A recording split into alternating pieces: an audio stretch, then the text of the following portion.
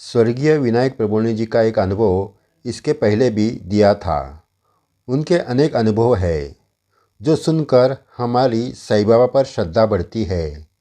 इसलिए उनका और एक अनुभव आपको सुनाते हैं। ये अनुभव बहुत साल पुराना है, जब श्री साई सानिध्य में रहे नाना साहेब रासने जीवित थे।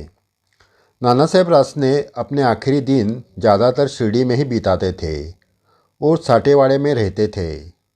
विनायक प्रभुणी जी को वो अपने बेटे की तरह मानते थे।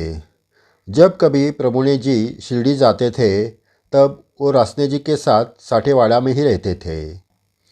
उन्होंने श्री साई सागर को बताया हुआ एक अद्भुत अनुभव आपको उनके ही शब्द में सुनाते हैं। प्रभुणी जी कहते हैं, मुझे 2 लड़कियां होने के बाद भी एक लड़का चाहिए था। ऐसे मुझे और मेरी पत्नी को लगता था।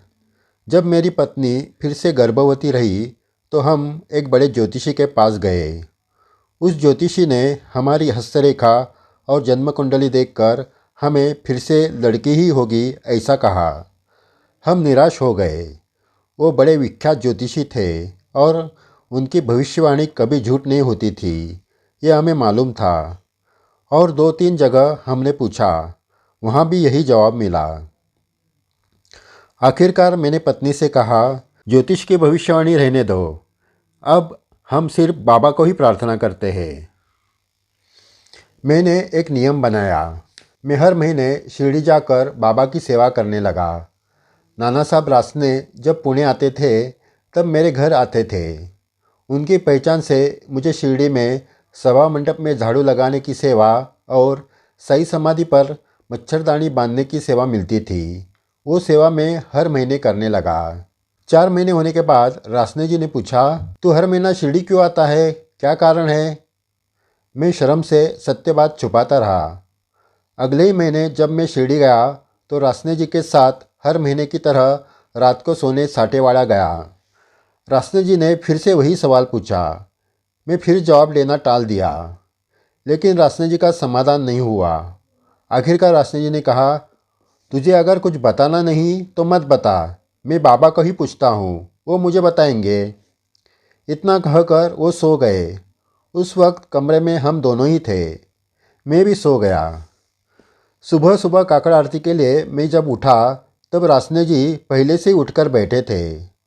उन्होंने मेरे ओर देखा और मुस्कुराते हुए बोले, अरे बाबा को लड़का मांगने आया है, ये कहने की क्या शर्म थी? वो शब्द सुनकर मैं चौंक गया। मैंने पूछा, आपको किसने बताया? रासने जी ने कहा, रात को बाबा तेरे पास खड़े थे। मैंने उन्हें पूछा, ये लड़का हर महीना शिरडी क्यों आता है? तब बाबा ने कहा, इसको लड़का चाहिए, लेकिन मैं उसको नहीं दूंगा। मैंने विनती की, बाबा ऐसा मत करो। फिर भी बाबा तैयार नहीं हुए, लेकिन मैंने बार बार कहने पर आखिर वो बोले, देता हूँ लड़का, ऐसा कहकर चले गए। मैं पुणे में आने के बाद ये बात पत्नी को बताई, तब उसको ही बहुत खुशी हुई।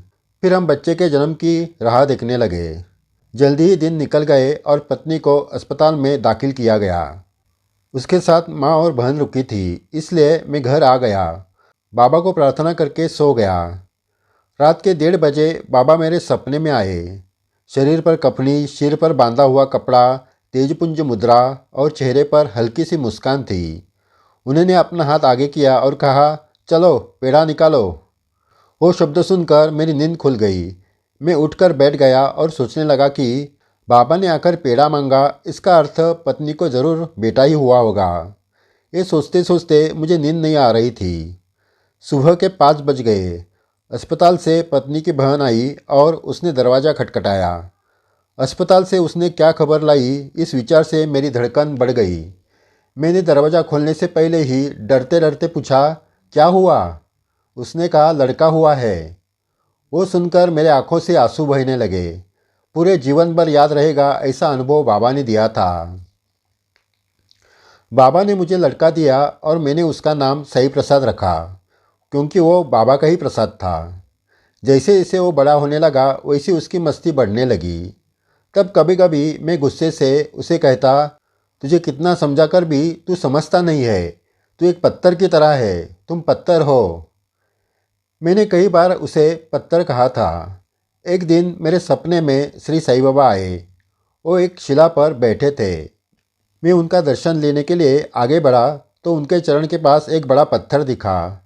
मैंने पूछा, बाबा ये पत्थर क्यों रखा है?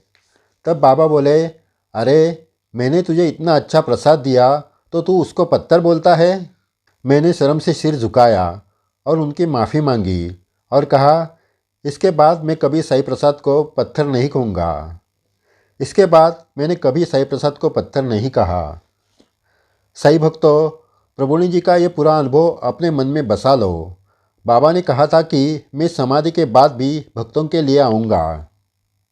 समाधि के बाद नाना साहेब रासने जी के सामने बाबा ऐसे प्रकट हुए जैसे रोज की तरह उनकी भेंट हो। ये इसलिए कि नाना साहेब रासने जी को साईं बाबा का सानिध्य मिला था। उनका पूरा विश्वास था कि श्री साईं ने सिर्फ देह छोड़ा है, वो पहले थे वैसे ही समाधि के बाद भी आज भी है। इतना ही नहीं तो प्रभुनी जी को सपने में दर्शन देकर इसका अनुभव दिया। श्री साईनाथ महाराज कल भी थे, आज भी है और आगे भी रहेंगे। इसलिए श्रद्धा अटल रखकर उनका अनुभव लीजिए। अगर हमें अनुभव नहीं आ रहा है तो हमारे भक्ति में कोई कमी होगी। बाबा के शक्ति में कोई कमी नहीं है। आपको भी ज़रूर अनुभव आएंगे। श्री साईं बाबा के अनुभव आज भी भक्तों को आ रहे हैं। आगे भी ऐसे अद्भुत अनुभव आपको सुनाए जाएंगे। अगर आपने ये चैनल सब्सक्राइब नहीं किया तो ज़रूर कीजिए। वीडियो शेयर करके अपने बाबा की लीला सुनाएं। ये सही सेवा है। जय साईं राम।